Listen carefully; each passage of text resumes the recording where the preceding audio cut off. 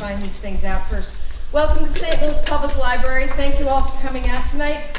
My name is Adele Hagney. I am the St. Louis subject specialist for the library, so I do local history here. And I have a big mouth, so I get to I get to welcome you all here. We are glad to be doing this with East West Gateway Council of Government and Focus St. Louis. We do have copies of the Where We Stand in the library. We also have, if you want to know where we stood, we have the old copies as well. And we will have the new St. Louis Currents when it comes out and the old St. Louis Currents, and I won't make a joke about that one. One's enough. Also, as a shameless plug, we do have more events coming up in February for Black History Month, including the St. Louis Freedom Riders bus, which will be here on February 21st. From noon until 2, and that is the day that our keynote speaker will be here, and that is poet Sonia Sanchez. So if you have any interest, please come on down. Thank you for coming out. I hope you enjoy the evening.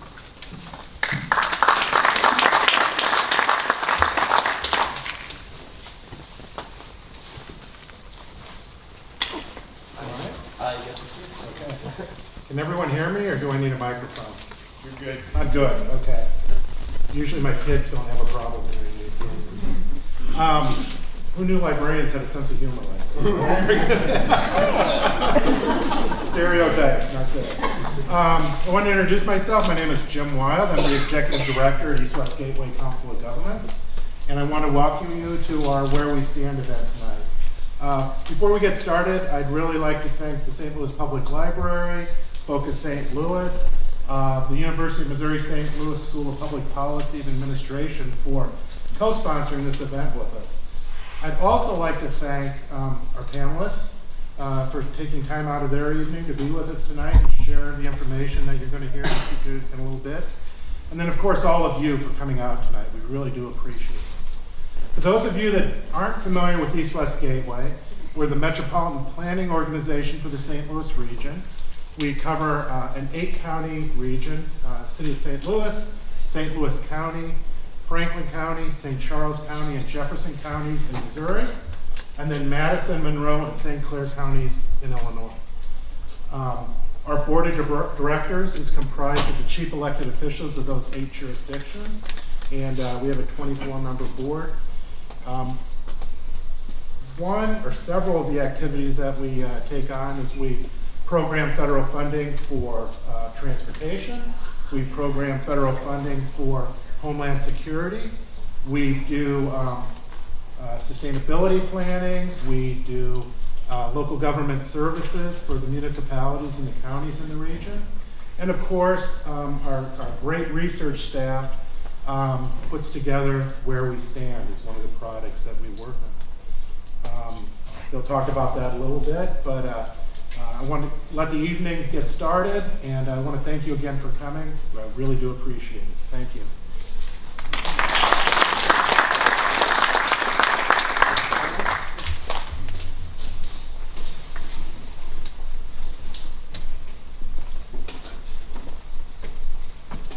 Good evening. My name is John. Is this on? No. Can you hear me okay? Okay. My name is John Posey. I'm Director of Research at East West Gateway. We're going to be talking tonight about the regional economy and, got it? Thanks, Amy. Is this better? Yeah. We're going to be talking about the regional economy, and I'm just going to give a little context using some of the data from Where We Stand. If you're, let's see, I wonder if we could, there we go. If you're not familiar with this publication, this is the 7th edition of Where We Stand. East West Gateway has been producing it every few years, since 1992. This edition shows how St. Louis ranks among the 50 largest metropolitan regions. We do this on more than 200 variables on topics ranging from transportation and health to economics and demographics and more. So a quick note on geography. The level of geography that we use and Where We Stand is the Metropolitan Statistical Area. This is a unit that is designated by the U.S. Census Bureau, and it gives us a comparable geography to use when we compare ourselves to other regions. So this map here shows the 15 counties in the St. Louis MSA. The ones in dark blue there are the ones served by East-West Gateway. So if you download Where We Stand or pick up a copy, you're going to see a lot of tables like this one, so I'll give you an orientation here. Every table ranks the 50 largest metropolitan statistical areas from the highest numerical value to the lowest. This particular table shows population, so you can see that we're number 19 now. We were 18 in 2010, but we've switched places with Tampa since then. So we highlight St. Louis in the green bar there, and we highlight the national average in dark blue. So even if you're sitting too far away to read the numbers, hopefully if you can find the green and blue bars, that'll tell you at a glance where we stand. So we're here to talk about two big questions tonight. The first is, can St. Louis compete in the global economy? Or maybe to put that a little more positively, how can we compete? What do we need to do to remain competitive? And the second is, how can we ensure that opportunities in the new economy are shared by all segments of our community? So I'm going to use some numbers from Where We Stand now to give a little context on these questions.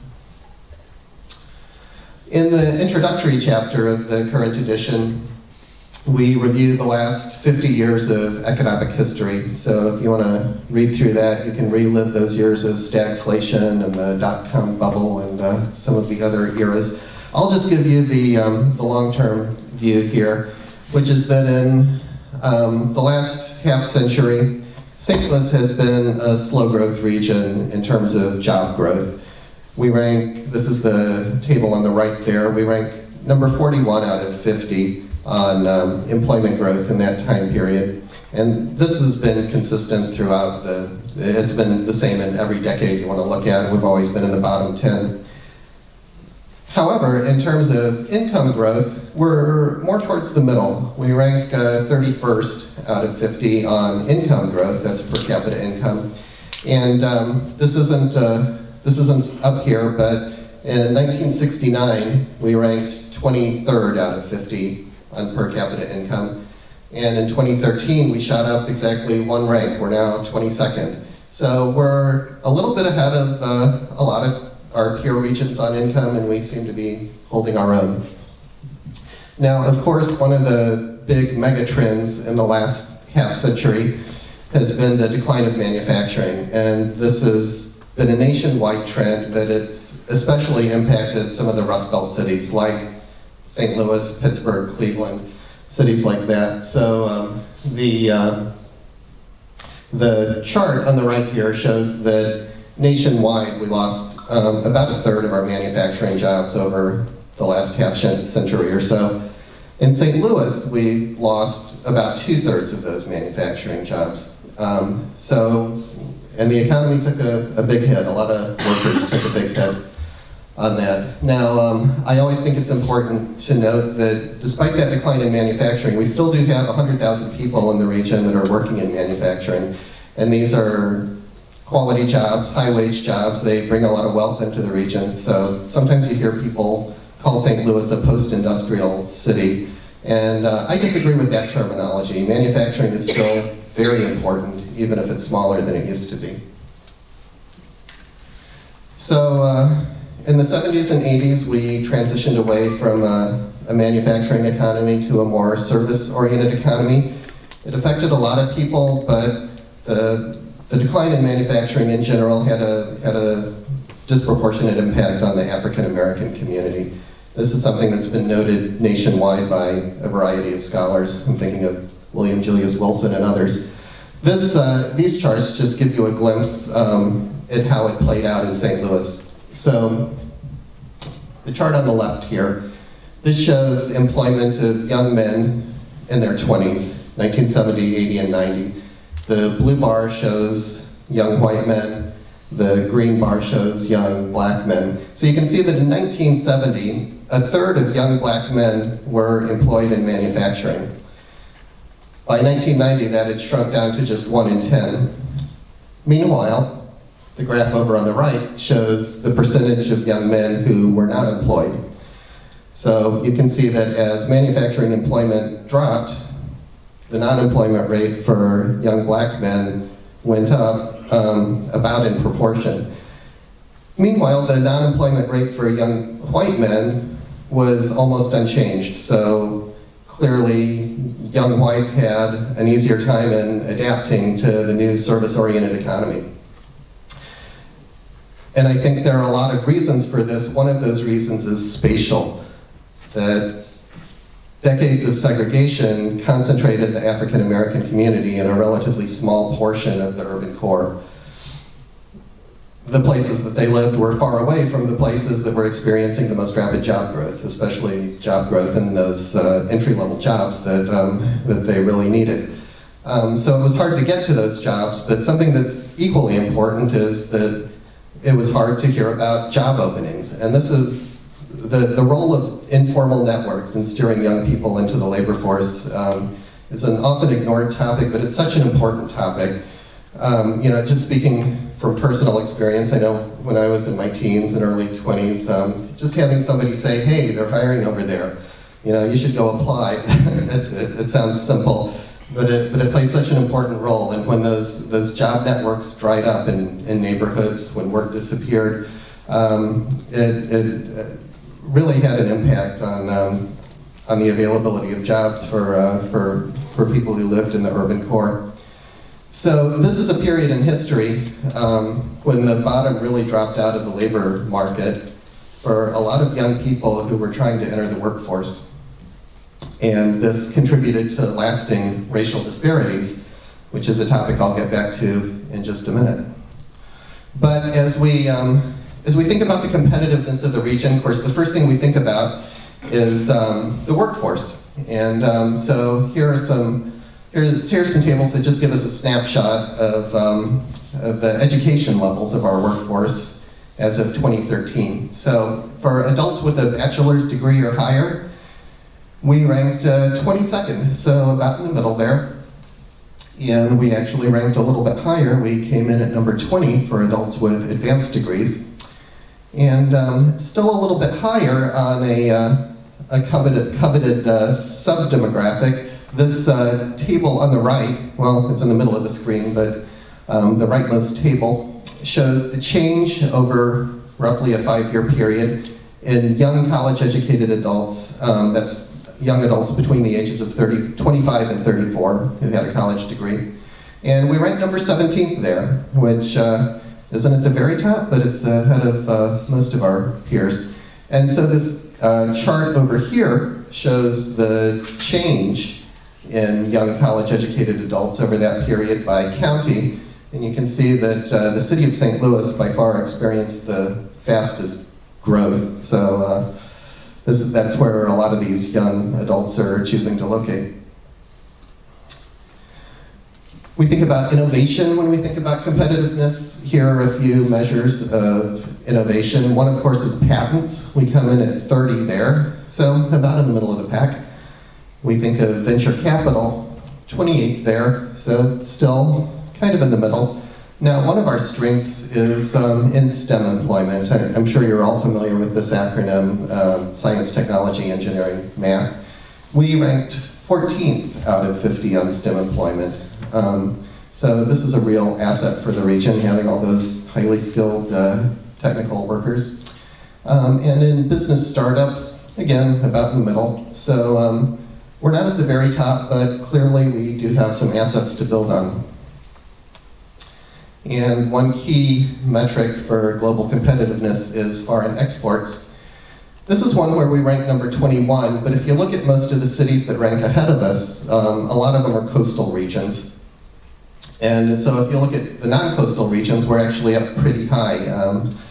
And the table, or the graphs over here show what we're selling and who we're selling it to. So chemicals are the single largest foreign export produced here in St. Louis.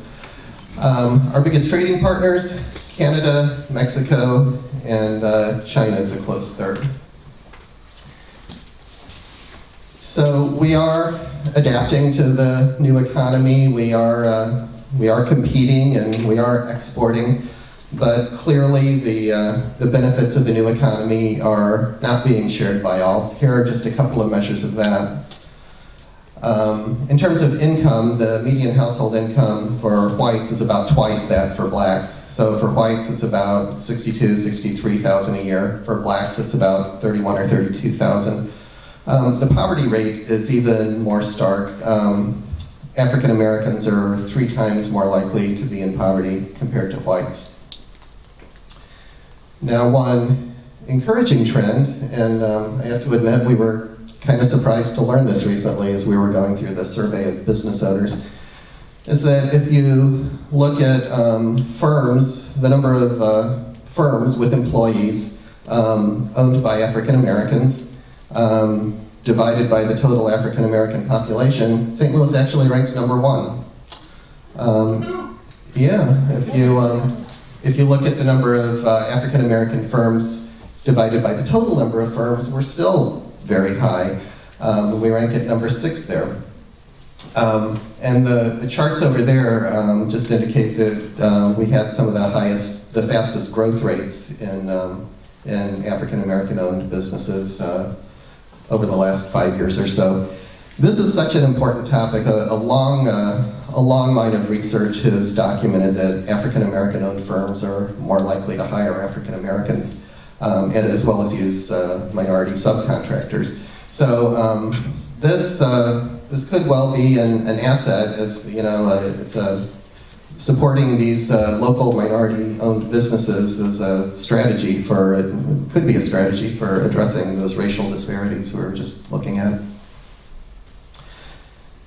So again, that's just a little bit of context for these 2 questions. Can we compete? How can we compete? And how can we ensure that opportunities in the new economy are shared by all?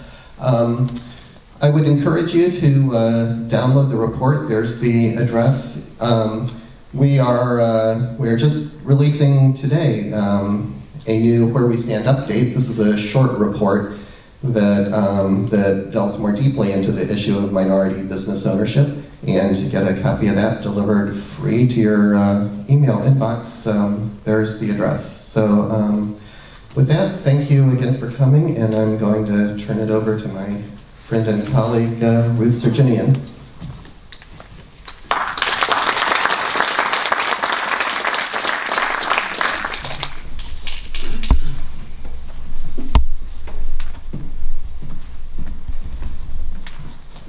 Thanks, John. I'm going to talk to you about a chapter in a book that's going to be coming out in a couple of weeks. And the chapter is an overview of the region's experience during the recession, recovery, and what we can look for going forward. So, geography, we've got 2 states, 2 big rivers dividing us, hundreds of different kinds of governmental and administrative boundaries that kind of chop us up into a bunch of different pieces. But the economy is, I think, one of the most important ways that it pulls us all together and makes the whole is bigger than the sum of our parts. The businesses working, the people that work for them, and those daily interactions that are one of the strong reasons that we think of the region. So I always start with this because I want to remind everybody, you may not need reminding, but it's just so powerful to remember what this recession that we've all just lived through looked like and how very different it was. I'm going to talk about the recession and recovery using a couple of different measures over time. I'm going to start with employment, which is kind of the one that most people think about. And then I'll also look at GDP and labor force and occupational data.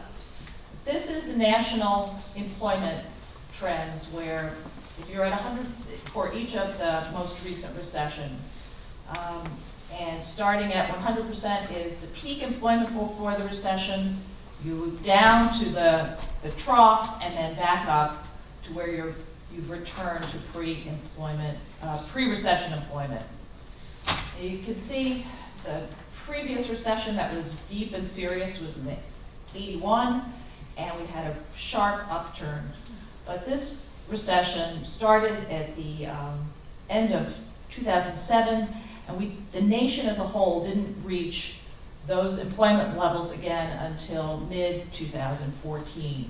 If I was to do a similar graph for the St. Louis region, we have not returned to the pre-recession employment levels, and an estimate that just came out late last week from IHS Global forecasts that the region won't get back to that pre-recession peak until the first quarter of 2018, which basically almost a decade.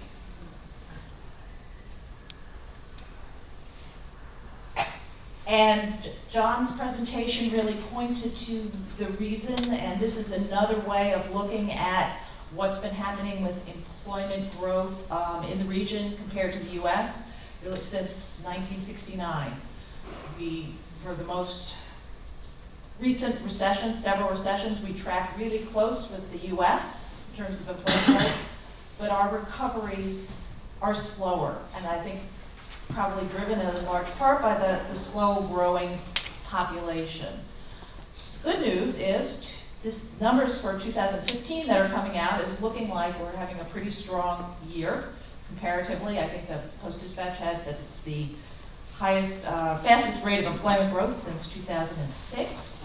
And IHS Global's forecast is expecting that, again, the pace will continue to pick up a little bit and will be at about a 1% growth rate through 2016. Now, the recovery nationally was very uneven depending on where you were in the country. You could have been back to pre-employment growth levels, pre-recession growth levels early on, or like St. Louis and other communities expecting not to return for quite a while. There's also a lot of unevenness within St. Louis depending upon the industry group.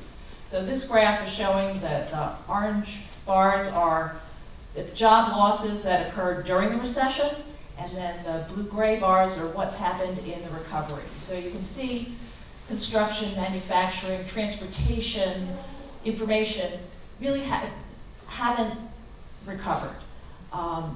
In contrast, financial activities had a small dip and recovered right away. Professional and business services, a big important sector, has returned to pre-2007 peak. Education services and healthcare never lost jobs during the recession here. Okay, so this is another view of what happened and what did it look like. This is gross metropolitan product, the same as GDP, but for the metropolitan area. Again, we had a big fall off during the recession. And what I find interesting here is looking at and figuring out what the goods producing industries have done over time. And what's most interesting to me is the 2011 to 2012 period where we saw some growth. It was really driven by that goods producing activity. And then 14, the most recent period, we saw positive growth both in services, which really took the lead, but also the goods producing industries were really adding to our GDP. And this is just, I'm going to talk a little bit more about clusters. This is just to show how our regional metropolitan product is divided up by industries, and some of our growth areas and areas where we're focusing on in the future really make up a big part of the region's GDP.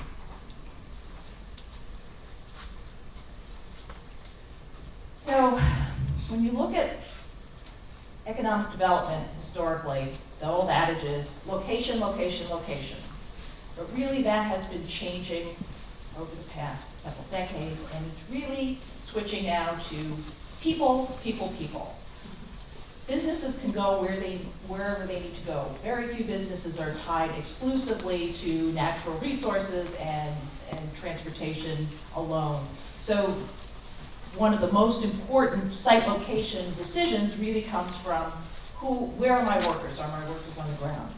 So this graph is actually one of my favorites. I like seeing this because you can see that we had a peak of unemployment of almost 10% in 2009, and it's fallen down to almost 5% by the end of this year. And over the past 3 years, from 13, 14, and 15, while our unemployment rate has been going down, our labor force has been increasing. Now, it's not as large, it's not as big as it had been. People have fallen out of the labor force, perhaps for retirement, perhaps because they don't think they can find a job. It kind of depends. But we've been able to maintain improving momentum in both directions, and forecasts for the region are expecting that the unemployment rate in the region should continue to fall and get below 5% in the coming year. Now, the other way to look at what happened in the recession and then figure out where we're going from there is to look at changes in occupation. This is occupational data.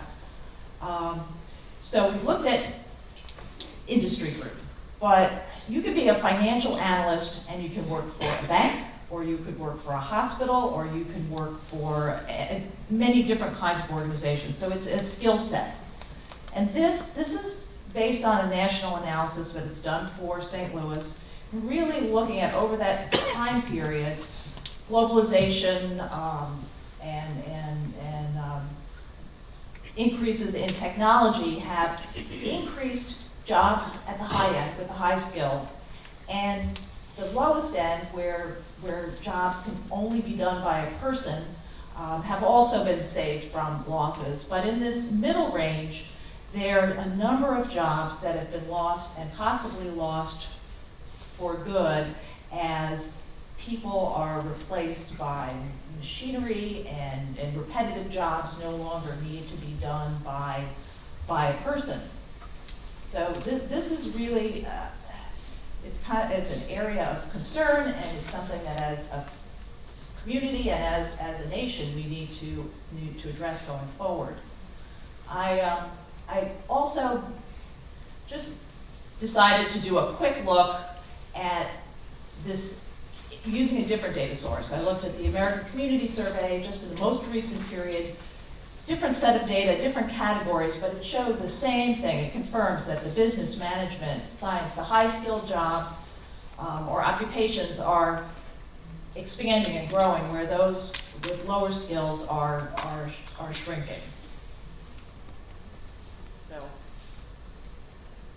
I've talked a little bit about clusters, and I'm going to go into this a little bit more. Over a long period of time now, the region has organized its economic development activities around clusters, and periodically they're examined and refined, and the strategies to deal with them are adjusted, but this is kind of a long-term approach to economic development. And right now, I'm mostly talking about the regional chamber at this point. Our economic development is focused on financial and information services, the health economy, logistics and advanced manufacturing, and biosciences. And BioSTL is taking the lead, but we partner with them on developing these clusters. So 2 more, just a couple little reason, or a way to show you why at least 2 of these are ones that we really focus on. This is, again, using the index of 2000, what employment in the financial activities sector has done. Overall employment is along the bottom. You can see the dip during the Great Recession, and the line above is financial activities, which was pretty flat during the recession and then really expanded dramatically following. And it's particularly important because the Great Recession was driven by a financial crisis, But our region has a unique mix of industry that was able to sustain and actually expand. In our wealth management companies, we have Edward Jones, Wells Fargo, Scottrade. Those companies really were able to maintain their employment base and actually make acquisitions around the country, and they're positioning themselves in a sector that's expected to continue to have demand going forward. As the population ages, the ability to manage money is expected to be of continuing growth. And here's another sector, maybe a little harder to read. You can see the bottom line is non-farm employment. Healthcare is that green dot, and then I've broken out the subsectors. If you can see that sort of orange line of hospitals actually increased rather sharply. Employment in hospitals increased during the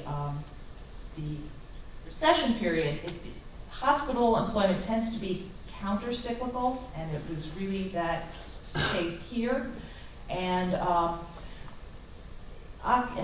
health industry is just going to be continuing to be important as the nation's population ages. Occupations within healthcare are the fastest growing occupations. And these are reasons behind why we selected and are focusing on two of those clusters. I don't have visuals for the rest of them. The logistics and manufacturing cluster tends to be slower growing, not as employment based, and really is focused on our assets from transportation. And the biosciences employment has kind of slowed recently, but the number of business formations has increased quite a bit. So we're thinking that there's perhaps a lot of startup activity that is showing up in that sector. So I've been following the chapter that we wrote, and when it comes to the part about describing all that's going on, I don't have enough time. I need to start wrapping things up. So rather than describe everything in detail, what I did was just pick a couple of different stories about things that are going, how things are going, and how things can be built on to move forward as we reinvent. So I organized it around the clusters, and I'm just gonna go through a couple of them. The first one is, we're talking about workforce and the need for a workforce that can support business growth. We have, in a part of our cluster, the Chamber's cluster approach, we've created things called industry forums. And in those industry forums, corporate executives get together from companies that normally compete with each other and discuss what are the opportunities in the region, what are the gaps, what are the things that are missing that we need to make our business, therefore the cluster, grow.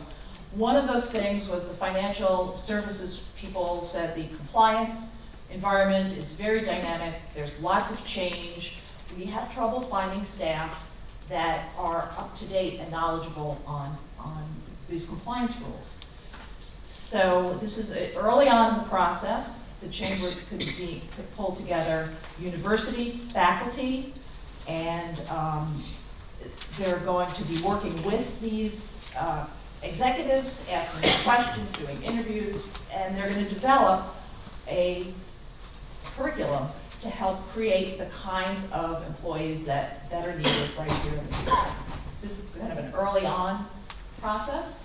I'm going to skip to the health sector, where we know that there's shortages for nursing.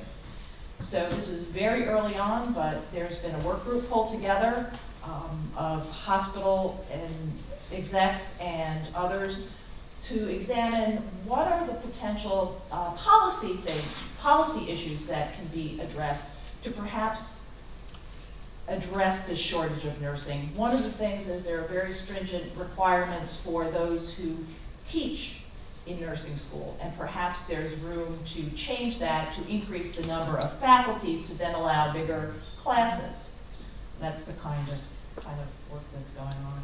And I think in the logistics and manufacturing, one of the areas that we talk about in the article is we've identified our strengths and where we're growing. We also have to identify the strengths and positive things that could become a problem and make sure that we don't lose track of that.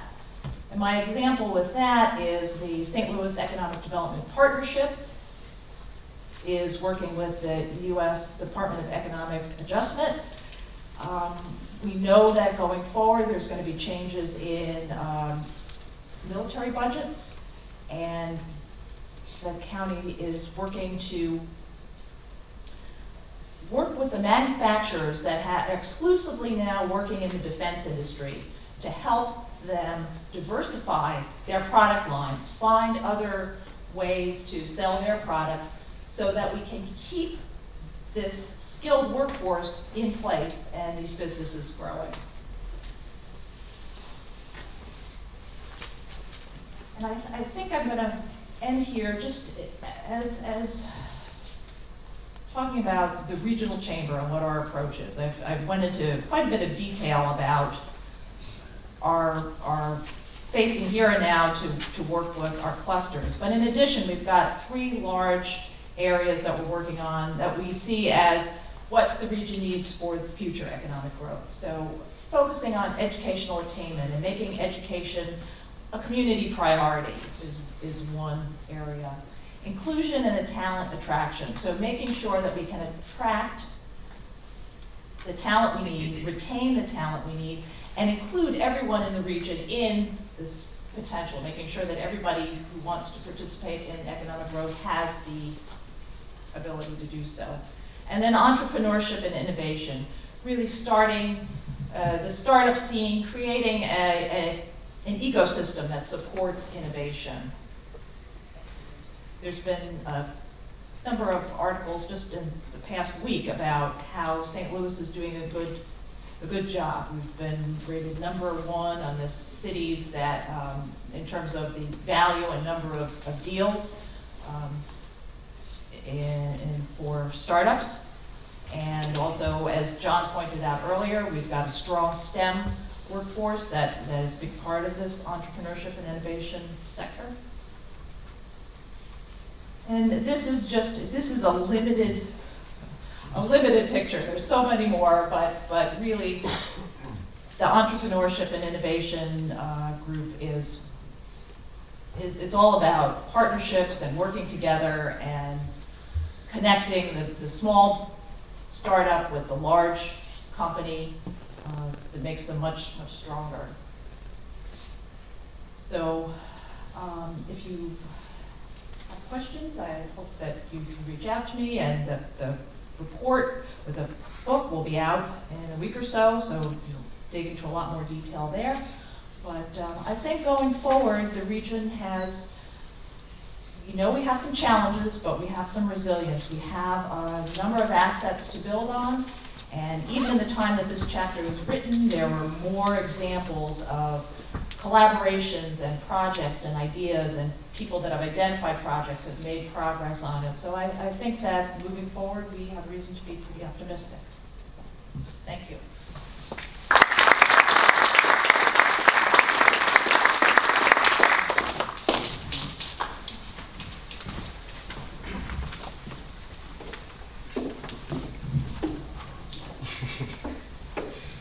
All right, good evening, everyone. Okay, that sounds like a group that can't wait to meet our panelists. My name is Yamia Conde Barch, and I'm the president of Focus St. Louis.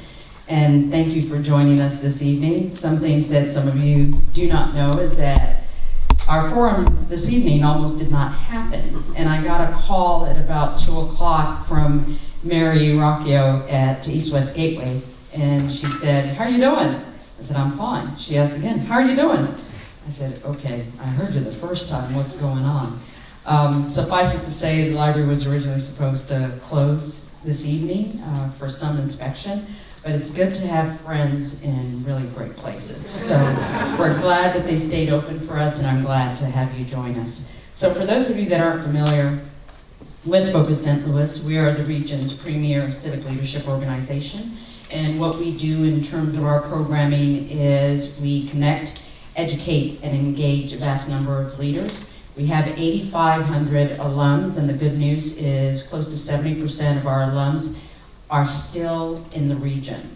So that's great news, I believe, for the city. And we keep on bringing new people in. I'm not from St. Louis, if you can't tell by my accent, but I couldn't wait to get here. I came here for college about 32 years ago and loved it so much, I decided to stay. I'm still trying to figure out which high school I would necessarily fit in. But shameless plug before we dive into our discussion this evening. You may have heard that St. Louis Currents is coming out February 1st. It's available on Amazon, or will be available on Amazon. So please make sure you log on to download or order yourself a copy.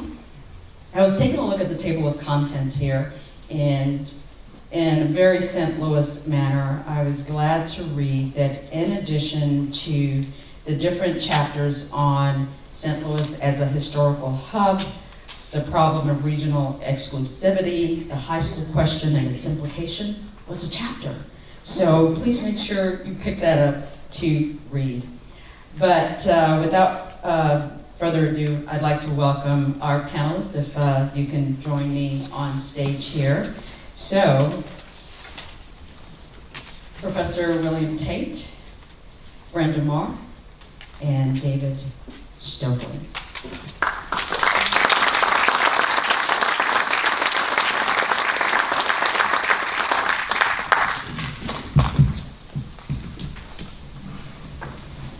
So for anyone who's been watching the stock market or thinking about your 401k, you know that the market recently has experienced some serious gyrations that have certainly led traders to reaching for Pepto-Bismol and the like. But the good news is, if you look at how American consumers feel, they're pretty optimistic about the future in terms of what lies ahead for the economy and what lies ahead for the labor market. And if we look at consumer confidence, it's certainly risen significantly. And I think the figures, most recent figures, is about 98.1% for the month of January. And this is up a couple of points from 96, where it was in December. But what this basically suggests is Americans are more optimistic about the future in terms of the job market. And our conversation this evening with our panelist, Professor Tate, who's the Edward Mallinckrodt Distinguished Service Professor in Arts and Sciences, Dean of the Graduate School of Arts and Sciences, Vice Provost of Graduate Education, and Director of the Center for the Study of Regional Competitiveness. Wow, they keep you busy, Professor Tate. From Washington University, is joining us this evening to talk about what's on the horizon, whether it's optimistic, what are we seeing in terms of talent at the university, and what are we learning about the whole STEM initiative? Are we able to attract and retain students? Also joining me this evening on the stage is David Stokely, who's the Executive Director of Madison County, Illinois Employment and Training Department. David, I think I'm probably messing up your last name there. It's close enough. It's close enough, okay, good. And last but not least is Brenda Moore, who's the Chief Executive Officer, Employment Connection. So as we've heard already, our focus is on human capital competitiveness in the world economy, and more importantly, how can our region ensure that the opportunities in the new economy are shared by all? And what we're essentially talking about here is along the lines of equity. We've seen the stats, we've seen the table in terms of the fact that the advantages or just the opportunities that exist for African Americans within, whether it's manufacturing or within the service sector, is not as ubiquitous as it should be. And so Brenda, I'd actually like to start with you this evening. In your work, you've seen a lot of hands-on type of skills from a number of different individuals. I would say, given the population that you serve, what types of jobs are available? What are the opportunities? Yeah, well, for those that don't know, we primarily serve ex-offenders, substance abusers, homeless veterans, high-risk youth, and people who are have major barriers to employment, and we've been doing that for about 40 years. So as we think about areas where they can become employed, we have to think about, particularly for ex-offenders, how do we transfer those skills that they have that they used oftentimes very successfully in the criminal atmosphere in which they worked. So and to give you an idea of what that could look like is if you're a shoplifter, you're going to have really great hand and eye coordination. so let's transfer that skill set. Every skill that we have isn't necessarily learned in a classroom. But they generally end up working in primarily blue-collar workers, service industries, some manufacturing. We look for ex-offender-friendly employers for the most part in our work. Of course, the healthcare area, particularly as it relates to those people who are elderly now, it is so hard for the nursing homes to get employees that they are now becoming more ex-offender friendly. Now, there are a lot of hoops they have to go through, and certainly there are those. Such as, when you say hoops? Well, for those people that may have person against person crimes, they're not going to be eligible. But for those people that have crimes against property, they may be more eligible for that. And of course, if they have any background as it relates to sexual offenses and so forth. And that is the population that we have the most trouble in trying to help them find jobs. The other side of that is if we don't find them jobs, then we have 17,000 just in the city of St. Louis ex-offenders, and we have an influx of new offenders every month. So if they don't get jobs, then they either go back to the criminal justice system or get killed, unfortunately, which costs every one of you, and this is one of our appeals to businesses, every one of us tax dollars. It takes $24,000 to lock somebody up. So if we can get them a job making $20,000, and they're also paying taxes now, so they're now tax what? Payers as opposed to tax what? Users. That makes a lot of sense.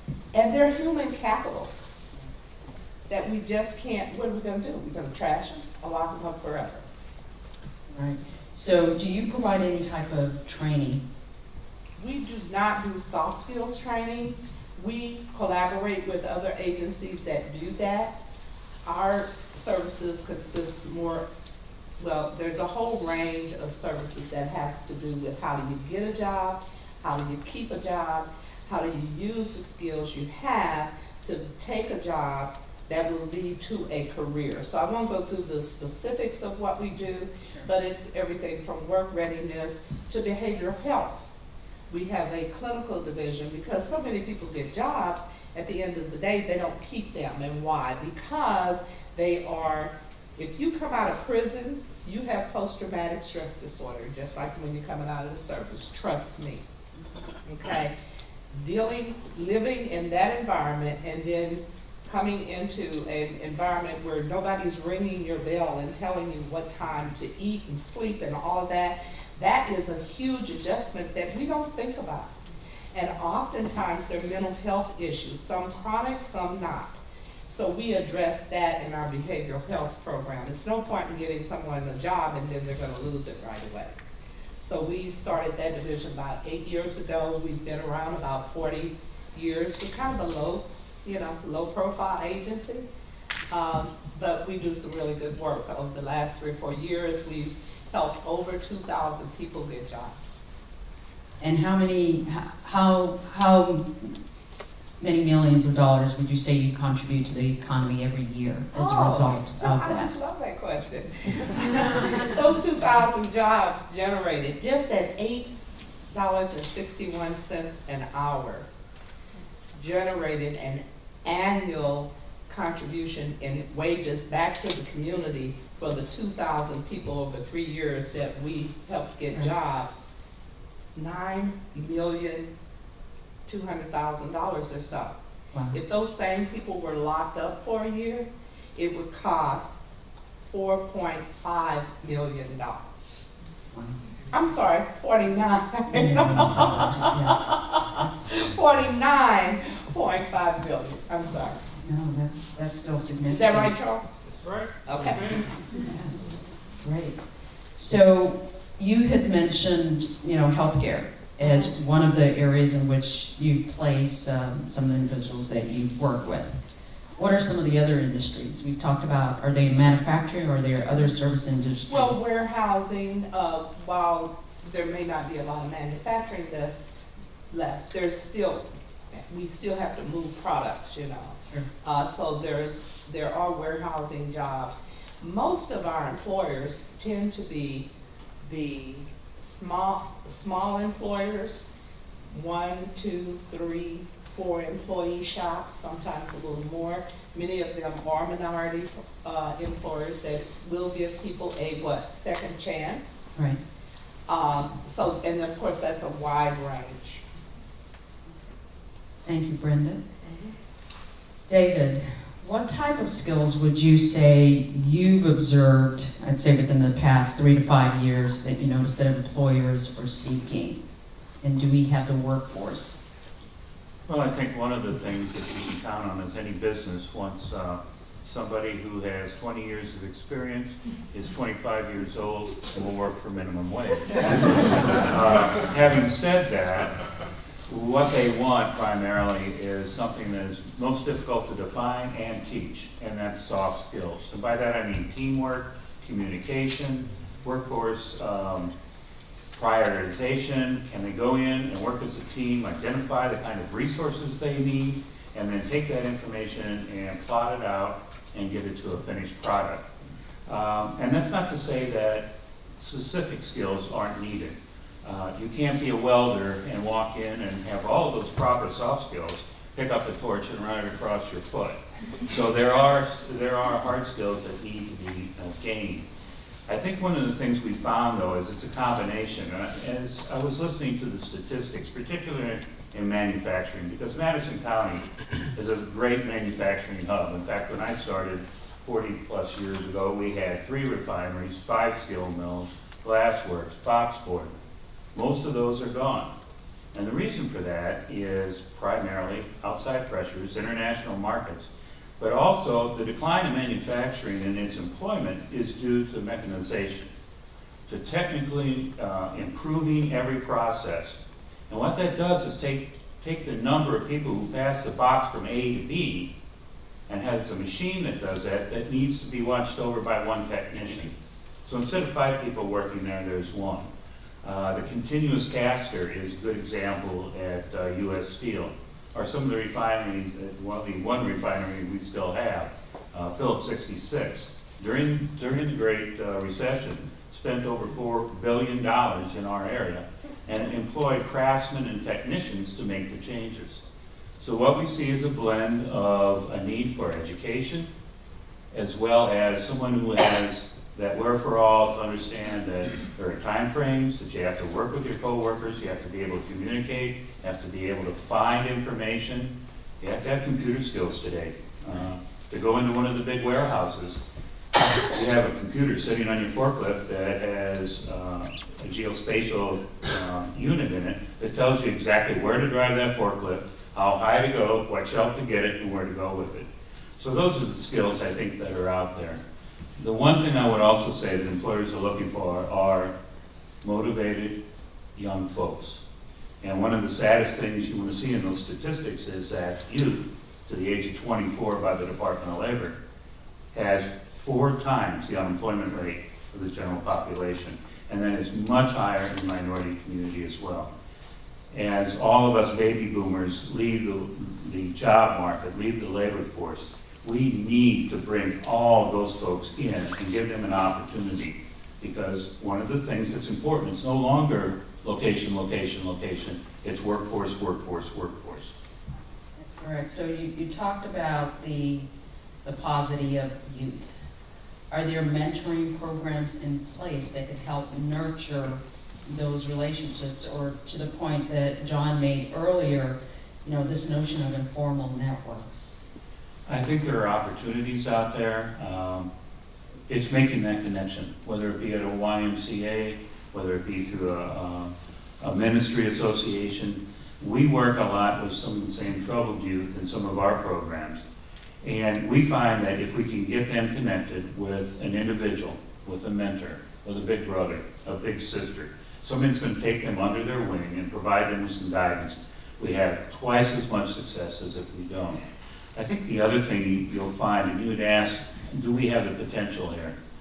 There's two sides to every question. And yes, we have lost manufacturing jobs, we've lost some technical jobs. But that also gives us a ready workforce of people who have skills. We need to capitalize on that as well. And those very people are also good mentors a lot of times. It's amazing. We run a job club program where people who are dislocated workers who have maybe worked 20 years and lost their job are sitting next to a young man who's 19 and never had a job. And the interaction between those two, the sage wisdom, if you will, that comes from that one person imparting to another makes a big difference. And I think we have those opportunities. We have to embrace them in the community, and we have to help them. And that means once in a while taking a night out of your life or a day out of your weekend and helping those young people. Absolutely. I see in the audience here our friends Napoleon from Connection to Success in St. Charles, and I know that that's a great deal of the type of programming that you offer. So Professor Tate, in the green room we actually started to talk about, I think it was David that brought this up, that a lot of institutions in the area are starting to downsize, and that conversation started to veer off into what does this mean for our region, talent attraction wise, what are institutions attracting in terms of even different majors. So Professor Tate, I'd like to continue that conversation and bring it forward here by taking much more of a high level and perhaps a long-term view in terms of what does it take for our region to be competitive? How long have we had? Yes. Well, almost all the jobs that were listed there require an ACT score in the math and science section, relatively speaking, of 22 to 24, whether it's the high-tech jobs or the ones that you even described in the healthcare industry or entry-level sort of voc ed-like jobs. They really require a very sound science, math, and literacy skill set.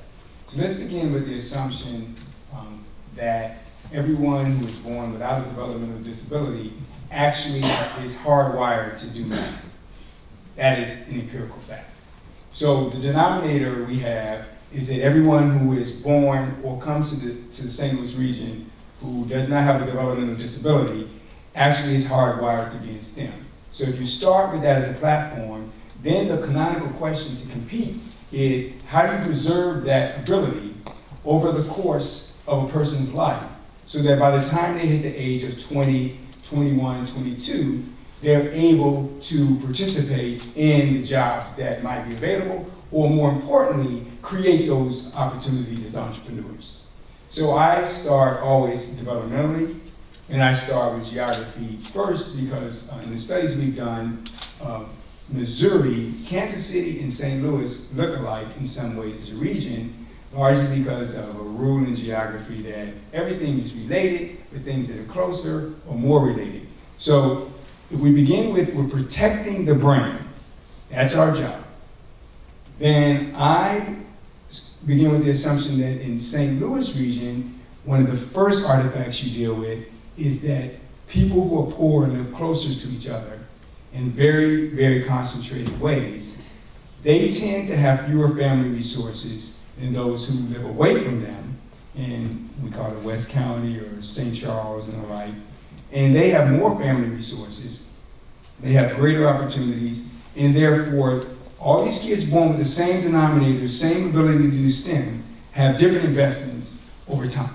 So what do we do about that, right? That's the canonical question in order to compete. So let's start by applying science to actually the development of people we want to be engaged in science. Why don't we do that? You say you want to be in science, but why don't we apply science to get more scientists or people who can engage? You begin initially in this region, prenatal care, because you're protecting the brain. Has to happen. You're keeping the denominator as large as you can with prenatal education and care. That is a STEM issue.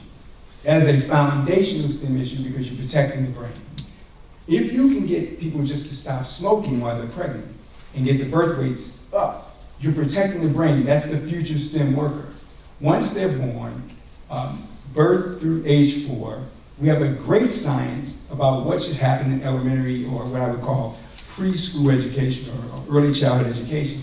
We've been knowing this stuff for a long time. Why don't we have a list of those entities that actually would be certified as evidence-based practice, birth through age 4 for kids?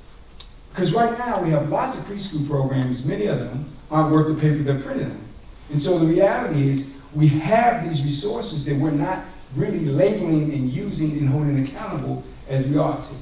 Once you get past age 4, you're in schools, grades ages 5 through 12. I just ask you to go out into a school today and see who's actually teaching science to kindergarten, 1st, 2nd, 3rd, 4th, 5th, 6th, and 7th grade kids. You will find that many of the schools do not do it. And so you can't ask someone to be a scientist if you're not going to teach them science. It's impossible. And you won't find this out unless you really investigate it. Science isn't taught, it's not in the accountability system, so kids just don't have access. The other multiplier effect is we know for a fact that if over time a student has a cohort of teachers in community that are STEM-based, that really know it, and non-STEM based, because we tend to focus on, we want more math and science teachers, but you have to know literacy to get to STEM. If you have those teachers over time, it's a generational effect. It's a huge effect on their learning. We simply aren't committed to that, nor do we have the resources. So as we try to get more engineers and more scientists to come here, we also need to be recruiting desperately and then retaining outstanding teachers so that K through 12, these students have really foundational leaders of their knowledge acquisition. And then you have to ask a question that is counterintuitive. We promote after high school people to go to college and the like. And every argument that I saw for entrepreneurship was that's going to be more jobs. But there is actually another effect, and it's not talked about, but it's in the literature, that when you have more black entrepreneurs, more black-owned businesses, you have fewer developmental problems amongst youth. You protect the brain. It's what is called a modeling effect. It is real. It's over and above business payroll. It's not an economic issue. It really is a social developmental issue. And so if we could nurture that, we would actually have greater developmental outcomes for youth that see it. Right now in St. Louis, if you look at the distribution of businesses, they are roughly, there's no statistically significant clustering of businesses around the area. Then when you get into sub-areas like biotech, they cluster in significant ways. However, there is a massive payroll per zip code effect if you look at it in St. Louis. That is a real problem because that, circling back to my other argument, is why we have so much poverty. It is zip codes based. And so these are just a few things that I think we could do, we could be really serious about, and it would actually protect brains, and it would increase the denominator of people who could participate in this thing. I'd like to add something to that because the professor's absolutely right, but it goes beyond just the educational dollars. It has to do with a community where a business values the community they're in and makes that partnership with education. Because in that way, they can let the educational institutions know what they need to do for the workforce that they need in the future. And there's some interesting statistics out there, and we all know what statistical liars can do. But the one thing I will say is I believe this one, that 2/3 of the jobs that are going to be available in 2025 won't require a 4-year baccalaureate. The other thing is, half of them we don't have a name for yet. So it's a very dynamic process, and if we don't bring the business community into this discussion, we can spin our wheels and continue to blame education for not building the product that business needs, and business isn't engaged. Well, business has to be engaged, and that's an important thing. I always welcome what the Chamber does and Leadership Council in Southwestern Illinois, because they are trying to bring those two entities together to strengthen the region. Thank you. I think I'd be remiss if I didn't go back to a point that's been made in some of the tables that we've seen tonight. And, you know, this is back to Professor Tate, and then we'll open it up for some questions from the audience. In your research, what do you find are the barriers for African Americans in the new economy? I think you alluded to some of this in terms of education and just, you know, in John's presentation about the separation as well and where people are spatially. Okay, I'm going to answer it in two ways. One, in St. Louis, we have what I call an empty seat problem. That is a significant barrier to the new jobs you just alluded to, is that if you drop out, you're not going to have access to them. If you're not sitting in the seat, you can't learn anything. We have a massive dropout problem. And that is one of the greatest dangers for STEM to me, for many students who might be quite talented. We also have a huge suspension problem, so the opportunity to learn is minimized in elementary school, which is also the predictor for dropping out. So if that's not remedied, we're really going to be challenged.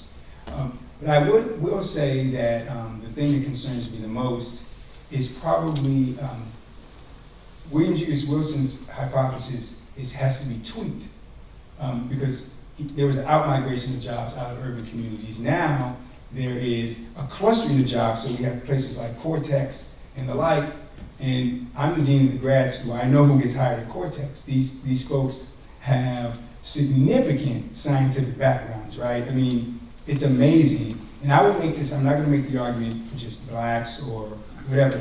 The competition, when I look at applications for people to get into master's or PhD programs in engineering at Washington University, the students who come from other countries are significantly better prepared than our students. It's not even close. I mean, it's really almost embarrassing to see someone applying to get a PhD in economics, and they literally have a master's degree in electrical engineering, and you know they want to be in the social sciences. I mean, we're not even near competing on that front. And so when we start talking about how people perform on the test put out by DESE, which would be viewed as the lowest level of mathematical and scientific knowledge that our folks in other countries are engaged in, it is shameful. We're not close. We're not really, even our very, very, very best students are far away from what other folks are doing in other countries. And so I just think we really have to ratchet it up, I mean, at a whole nother level. Not everyone will work as a research scientist in STEM, but if you look at the floor as, at bare minimum, I have great quantitative skills that I can apply in this work setting, then I think we have a lot of work to do to get more people engaged. There's a skills mismatch is what I'm saying. The jobs are actually beginning to cluster in urban areas, but we don't have the skill set to actually fulfill what those jobs can provide for us. Looks like we have our work cut out for us. I don't want to be bleak, but Bleak is not quite the word I would use. but it's a tough compete. I mean, right now it's a tough compete. I have another question for you on that, because sure, the talent is not here. We know that we need to grow that talent, and we know that our education system in some ways is broken. Think about it. I'll come back to you, open up to questions. But how about the talent attraction? We bring the talent here. Well, we are bringing talent here. Okay. We need to retain it over time. And we also need, and I really, this is what the only reason I do what I do every day, I want to see people indigenous to the community be able to take advantage of the opportunity. Right. And so in order to do that, we really have to push and stack this science over to protect the brain so that we can get people to compete. Okay. You'd like to open it up for questions? So there appears to be no shortage of solutions, but how are we going to reach out to the people that need to respond to those solutions and actually take action on the kinds of things that we know need to be done? I mean, I don't know if it's a communication issue, I don't know if it's a motivation issue? I don't know exactly what it is, but how do we break through to the people that have to do the kinds of things that you say need to be done? I think within a community, it takes those folks who have an investment, whether that be a business person, an educator, administrator, government services, all of those folks have to combine the resources. We can't afford to do a lot of the things that we used to do. If you take a look at the school system, those vocational skill programs went away. During the Great Recession, school districts had to tighten their belts. We know the problems in the St. Louis public schools. We see that on our side of the river in the smaller school districts with the lower tax bases. The first things they cut were drafting and welding, etc. Skills that people could use. So you're going to have business people come to school board meetings telling them what kind of jobs they have and how they can help pull their community out of poverty. It's got to be a partnership. It takes a champion. We've seen it work in a small way in a couple projects, but it takes some individual or a group of individuals to champion that cause, and it's by neighborhood by neighborhood. We can't fix it at the federal level. We fail miserably every time we try to do that. It's really about a neighborhood saying, okay, within this area, we have good jobs we need for our system to prepare people for it. I mean, education to me is preparation for life, and preparation for life is being able to earn a living and not to be someone who's incarcerated or costing us money, but someone who contributes back. And that might be a lot of Pollyannish, but to me, I don't know what else would work.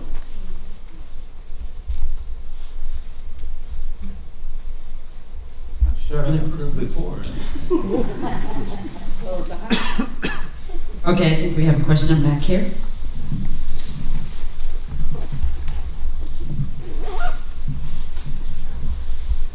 A lot of the location-based disparities, spatial disparities, are based in the regional sprawl, abandonment, and discrimination against people who African Americans and other people. And so you have this structural issue within the region that is not contributing to people having good education. I call it undereducated people. And the push is then to have inclusionary housing, which I don't think that the St. Louis region is willing to accept.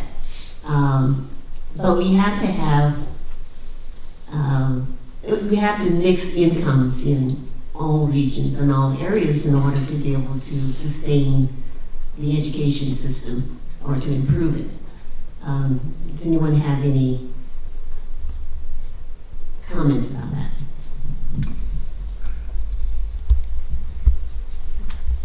So you're absolutely correct. And I view those past decisions that were done by a regime of public and private decision makers. Public and private decision makers still are working. And so the canonical question is it feasible to generate innovation regime of sorts? Let's just use the Cortex one. If you look at the clustering of biotechnology, it's all along 4064, the highway, and that's for a reason. If you ask yourself, how could you expand those in different places so that you have this kind of innovation going on and job growth going on, then I think you begin to address, you build on top of that archaeological dig of the racial regime, an innovation regime, with the hopes that it will gain some traction. That's really the hope. That's the one I always think of. How do I take this cluster and get it bigger, more density, and have it work, and then have it expand? That's the only hope I see. I don't have any hope in government unification. And I'm not from here, but I haven't seen anyone say power, that they were willing to unify all the fragmentation that exists, and that's partly what you're describing. Obviously, that's the big problem here. You have local communities competing against each other for scarce dollars, and it's really very unfortunate. I think if you could conceptualize schooling beyond school district boundaries that we currently have using the property tax as the base, you might be able to conceive of some innovation around education that would be quite different. However, that's very similar to asking for political unification. And that's the dilemma, right? I mean, at its core, that is where we're struggling and why it's so hard here. And I've been here for 14 years now, and I've been pondering for 13 of those 14 years how could you create a landmass that didn't compete against each other and actually was more supportive so you could get the traction going forward. Any economist would tell you that's what we should do in some ways, where there's some overarching government scenario that allows that to happen. Because many of the things I recommended, and we want to bring it as a scalable model, will require that kind, that's back to your question, will require that type of entity to help support it. And that's what we're missing. How many municipalities are here? Is it 300? I know it's the second most fragmented behind Pittsburgh. Yeah. So that's at its core one of the challenges in bringing any scalable models to bear. I'm still optimistic that in the business scenario, because there's more incentive to actually create this kind of clustering in the workforce, that we couldn't create more innovative hubs. And I believe until the community actually decides that we are going to break these cycles of poverty and incarceration, because they're generational. Much as we have families that have generations of educators and bankers and doctors and lawyers, we have generations of families who have incarceration going through. I've seen 4 and 5 generations come into my program, and it also has to do with the lack of prenatal care and of course preteen, even preteen pregnancies and so forth. And at some point, people need more than even a second chance. And we have to decide, I believe, as a community. We don't put the right people in political office, apparently, that make a real difference in what happens in our communities. And this whole cycle of poverty and incarceration and drug abuse and violence in certain areas continue to perpetuate itself. So the challenge is,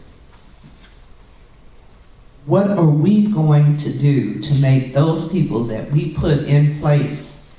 We talk about government's not going to do it, but they're not going to do it because we as a community don't require it.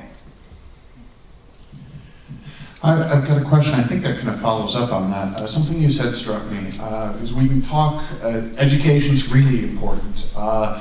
Geographical, racial disparity is important. Poverty, racial disparity is important. These are all deep structural issues that have to do with decades and decades of Missouri history, St. Louis history. So we can look about possibly solving those problems probably decades from now if we start now and work as hard as we can. But what you're dealing with are the current results of those problems, the current generation, and the quickest way to help the next generation is to cut that cycle. Something you said really struck me when you said that the places that you find that will employ the ex-offenders tend to be small employers. They tend to be 3, 4, 5 employees.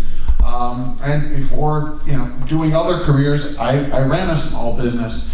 And the thought of somebody who's already working that hard to say, I'm going to take on this person that might need extra attention, that might need extra work, is just counterintuitive to me that the small shop is the one that has the resources to push toward that, whereas the Wells Fargos, the Edward Jones, the Monsantos aren't necessarily. And when we talk about education gaps and the government isn't going to do it, these are, how do we get these corporate citizens that we have to engage at that level? How do we bring you together with the regional council to make sure that they are actually opening their doors to the people that you're bringing to them, and that they are creating programs to give more people access? Because if other people aren't doing it, it's in their interest to do so. How do we do that? Magical solution. I'm not running for president, okay? So I can't help you. So, you know, I really wish I had that magic bullet and I really knew how to respond to your question. I've been at Employment Connection for 40 years, and it's a day-to-day struggle. Opening doors, and then something happens and they close. And generally what happens in the community. There's, you know, a certain kind of crime that gets publicized, or there are certain kind of people who look like this end up in the news, and people get afraid. And we, I guess, inherently feel like that's not our problem, but it is. When we think about the slow growth in population in St. Louis, do we really believe it's what? I don't think it's location. I mean, we're in the center of the country. Why wouldn't we be growing and thriving and so forth? But if we have high crime, then we're not going to grow. And people don't want to talk about that as being one of the issues of what impacts our growth in both business and our economy and so forth. You know, it's been my experience that these smaller businesses become, it's almost like baseball. Double A, the single A, the rookie league, and that small business that takes a chance actually develops a worker that gets picked by the next larger company that maybe pays another $1 per hour. And they work their way up. And quite frankly, that's one of the problems we run into. We have someone who gets an associate degree and they want to be vice president in 2 weeks. Don't work quite that way. And so it is a progression. I think we do a disservice in school systems where we pass for age and not for progress. I think we need to get back to talking about that. And in some ways, we need to incentivize and reward the small business that takes somebody that takes a little bit extra and help them move along that career path. Because there are bridge programs that can take somebody from a nurse assistant to an anesthesiologist if they're informed of it. And I think that's one of the ways we address that. But again, you have to incentivize that small business. And there's all kinds of data that'll prove that small businesses are much more community-minded than the big ones you're talking about. They can write the $50,000 check, but they don't sponsor the Little League picnic or the ladies' bake sale. You know, there are statistics that show that those small businesses contribute more back to the community than those giants that you mentioned. I think we have time actually for one more question. I'd like to be respectful of people's time. Thank you. Just one brief question. I hate to take everyone a little off topic, but as far as regional economics in the next 5 to 10 years, with the recent departure of the Rams and this push to get a soccer team in here, where do y'all see things happen as far as regional economics in the St. Louis area? So I have a real, being from Chicago, I could care less about the Rams, but I will say They had the this. same number of Super Bowls. Go ahead. What I saw, and I want to leave a really positive note. What I saw in terms of the design and planning that went into keeping the Rams and developing that stadium on the water is exactly the kind of regime you need for the things we've been talking about today. And if we do not do that, with that level of intensity, we have no chance. But if we do, because I thought they put one heck of a proposal together, and the NFL turned down money, because they know they're going to make more money in LA just by sitting there and no one going to the games, because that's Laker land. But the reality is, if we had that same kind of effort, we could turn this ship. This thing does not have to go the way it's going right now. And it seems like city by city, the civic engagement around keeping these teams is exactly Cleveland, all of them should be doing the exact same thing around the topic we're talking about. Bought a house sight unseen. My wife put me in Crestwood in the Lindbergh School District. And, you know, I feel bad about it because I didn't know what was going on in this area before coming here. And, you know, now just one dude, you know, what can I do? Is there anything, I know there's no magic or anything like that, but is there one place maybe I could go do something that you think would make a difference toward the greater good? Employment Connection loves volunteers. You're my guy, send me after the meeting.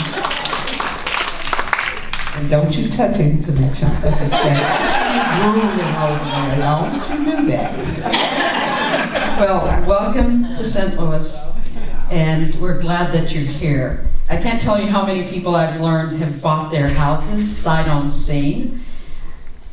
You guys are risk takers. But entrepreneurs too, and we're glad that you're here. Our organization also offers you an opportunity to get connected, to get educated, and to help turn this community around. I think we started with bleak, but now I'm at optimistic, and I really do believe that it is possible. You know, if you look at the leader within, there's a lot more that we can do collectively together if we just pull our resources together. And I'm very hopeful, I'm very optimistic about what can happen in this community, the possibilities. So please join me again in thanking our panelists, Brenda, David, and Professor Posey.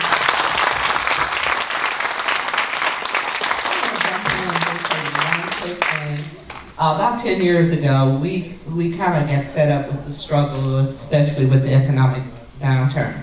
So we went into business, and I have a social enterprise, much like, but not like, Goodwill stores and so forth, because that's what they are. And we started a temporary employment service. So we are also a small business. And we're up to grossing, you know, close to $2 million now. But more importantly, we're employing people ourselves, which makes a big difference. And it's temporary employment, and the goal is to help them move from there, because people wouldn't give them that chance that they needed, that leg up, when we finished with all the soft skills training and so forth. So we said, hey, we'll start our own business, give them that first job, and hopefully those employers that we're working with, and oftentimes they do, we've transitioned a lot of people from our temporary employment service, and they've been hired on a regular basis at the company that we're working with. So we have to get innovative about how we work with people in the community that do come from that cycle of poverty and incarceration and substance abuse. A different level of what we need to do than I think what you're talking about in terms of people that don't have these major barriers. Okay, but ideas, food for thought. Sounds good. I just want to say, go Cardinals, go Blues, and San Diego's going to be in LA soon too. Just as a reminder, our next event is May 4th. And if you would like to leave us some comments, there's some comment cards that you picked up on your way in. And our next event on May 4th will be here. We're talking about the increase in senior population in the region. And I hope to see each and every one of you there. Thank you again for coming, and have a great evening.